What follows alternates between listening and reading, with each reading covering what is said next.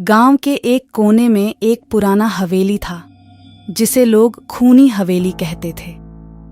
वर्षों पहले उस हवेली में एक खूनी वारदात हुई थी और तब से ही वहां किसी की भी जाने की हिम्मत नहीं होती थी।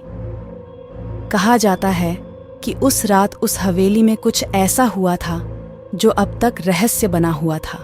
एक दिन गांव में नया अध्यापक रवि आया। उसे गांव के इन अंधविश्वासों पर यकीन नहीं था। उसने सोचा कि वह उस हवेली की हकीकत का पता लगाएगा। एक रात उसने अपनी टॉर्च और कुछ जरूरी सामान लेकर हवेली की ओर कदम बढ़ाया। हवेली के पास पहुंचते ही उसे एक अजीब सी ठंडक महसूस हुई। हवेली के दरवाजे पर जंग लगे हुए थे और दीवारों पर जगह जगह दरारें थीं। कदम रखते ही उसे एक अजीब सी दुर्गंध का एहसास हुआ। जैसे ही रवि ने हवेली के अंदर कदम रखा, उसकी टॉर्च की रोशनी कमजोर पड़ने लगी।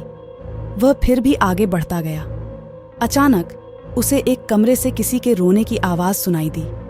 उसने हिम्मत जुटाकर उस कमरे की ओर कदम बढ़ाया। कमरे के अंदर एक पुरानी खिड़की से चांद की हल्की रोशनी अंदर आ रही थी। मेरे पति ने लालच में आकर मुझे मार डाला और यहाँ दफना दिया। मेरी आत्मा अब भी न्याय की तलाश में है।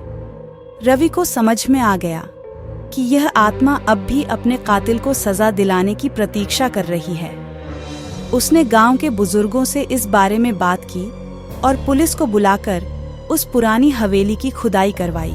खुदाई में उस औरत का कंकाल मिला और उसके पति को गिरफ्तार किया गया। उस दिन के बाद से उस हवेली में कभी किसी को डरावनी आवाजें नहीं सुनाई दी। गांव के लोगों ने राहत की सांस ली और रवि की बहादुरी की सराहना की। लेकिन रवि कभी भी उस रात को भूल नहीं पाया जब उसने एक खूनी रहस्य का पर्दाफाश किया था।